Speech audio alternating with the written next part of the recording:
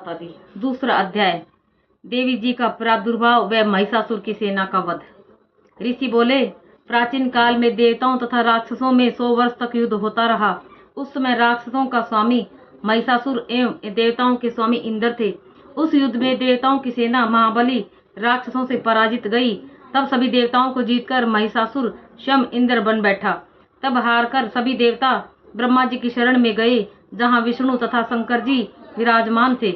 वहां पर देवताओं ने महिषासुर के सभी उपद्रव एवं अपने पराजित होने आदि का पूरा पूरा वृतांत कह सुनाया। देवताओं ने कहा कि महिषासुर ने तो सूर्य, अग्नि, पवन, चंद्रमा, यम तथा वरुण इत्यादि अन्य देवताओं के सभी अधिकार छीन लिए हैं। स्वयं ही उनका अधिपति बन बैठा है। उसने सभी देवताओं को स्वर्ग से निकाल दिया है। महिषासुर महादुरात्मा है। सभी देवता पृथ्वी पर मनुष्यों की भांति विचरण कर रहे हैं। उसके वध का आप कोई उपाय कीजिए। इस प्रकार विष्णु जी तथा शंकर जी ने देवताओं की वाणी सुनी तो क्रोध में भर गए। तब भगवान विष्णु, ब्रह्मा तथा शंकर के मुख से एक तेज प्रकट हुआ। इसी प्रकार इंद्र आदि देवताओं के शरीर से भी महान तेज प्रकट हुआ। सभी तेज मिलकर एक हो गए। वह तेज पुंज इतना उग्र था जैसे कि जलता हुआ पर्वत हो। देवताओं ने देखा कि उसकी ज्वालाएं संपूर्ण दिशाओं में फैल रही हैं। जब वह एक हुआ तो नारी के रूप में हो गया। भगवान शंकर जी के तेज से उसका मुख प्रकट हुआ। यमराज के तेज से उसके बाल हुए। विष्णु के तेज से उस देवी की भुजाएं प्रकट हुई।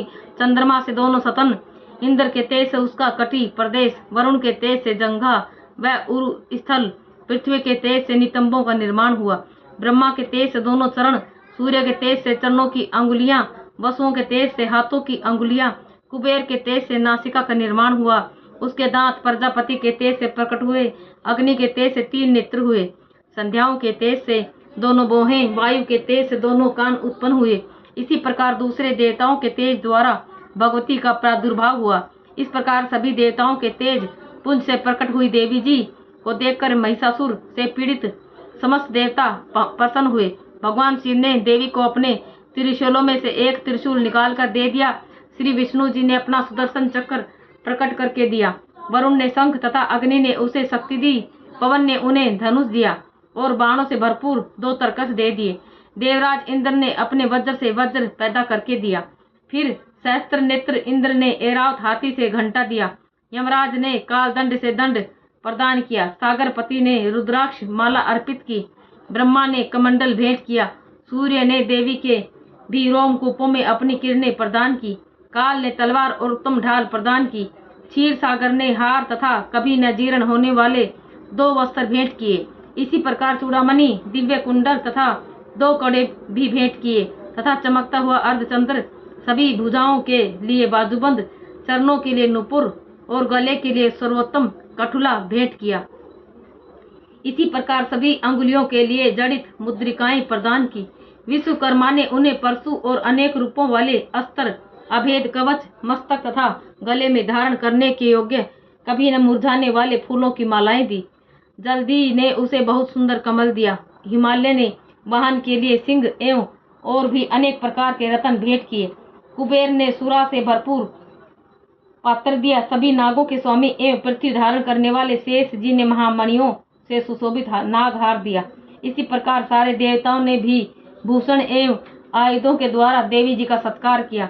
उसके बाद भगवती ने अट्टहास करके ऊंचे स्वर में गर्जना की। उनके भयानक नाद से सारा आकाश भर गया। तब देवगण प्रसन्न होकर उस सिंहवाहिनी देवी की जय जयकार करने लगे। मुनियों ने भक्ति भाव से नम्र होकर देवी जी की स्तुति की। इधर देवताओं के शत्रुओं ने सारी त्रिलोकी को क्षोभग्रस्त देखा। तब वे अपनी सारी सेना को कवच आदि से तैयार कराकर अस्त्र शस्त्र लेकर झट से उठ खड़े हुए।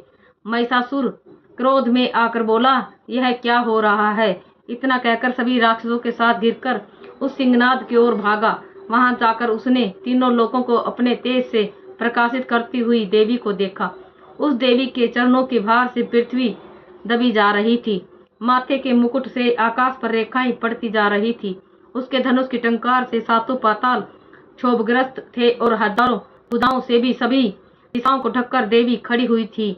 देवी के साथ उन राक्षसों का युद्ध आरंभ हो गया। अनेक प्रकार के अस्त्र शस्त्रों के प्रहार से 10 दिशाएं भर गई। महिषासुर का सेनापति उस समय चिक्षुर नाम का एक महान राक्षस था। देवी जी के साथ उसी का युद्ध होने लगा। इसी प्रकार अन्य राक्षसों को तथा चतुर्गणी सेना को साथ लेकर चामर भी युद्ध करने लगा। 60,000 रथियों को लेकर उदग्र महादैत्य भी युद्ध में प्रवृत्त हो गया। मानो राक्षस 5 करोड़ रथियों के साथ युद्ध में आ गया। 60 लाख रथियों से आवर्त वास्कल राक्षस युद्ध में उतर पड़ा। परिवारित दैत्य हाथी एवं घोड़ों के अनेकों सवारों के समूह से घिरा हुआ रथियों को साथ लाकर देवी जी के साथ युद्ध करने लगा। उस रणांगन में स्वयं महिषासुर भी रथों, हाथियों एवं अश्वों की सेनाओं से घिरा खड़ा था। तोमर, भिंदीपाल, शक्ति, मूसल, परशु, पट्टिस, खंग आदि अस्त्रों से युद्ध में दुर्गा जी के साथ युद्ध करने लगे। कुछ राक्षसों ने दुर्गा जी पर शक्तियां छोड़ी एवं दूसरों ने पास फेंके। तब चंडिका देवी ने अस्त्र शस्त्रों की वर्षा करके उन्हें तोड़ डाला। इधर देवी जी का वाहन सिंह भी क्रोध में आ गया। अपने गर्दन के बाल हिलाता हुआ दैत्यों की सेना में इस प्रकार घूमने लगा जैसे कि वन में अग्नि फैलती जा रही हो। उस युद्ध भूमि में युद्ध करती हुई अंबिका ने जितने श्वास छोड़े वे ही झटपट सैकड़ों हजारों गणों के रूप में परिवर्तित हो गई। प्रकट होकर उन गणों ने खंग, भिंदीपाल, परशु, पट्टिस आदि शस्त्रों से युद्ध प्रारंभ कर दिया। देवी जी की शक्ति से वर्दी पाकर वे गण दैत्यों का नाश करने लगे। साथ ही दूसरे गण नगाड़े, शंख आदि बजाने लगे।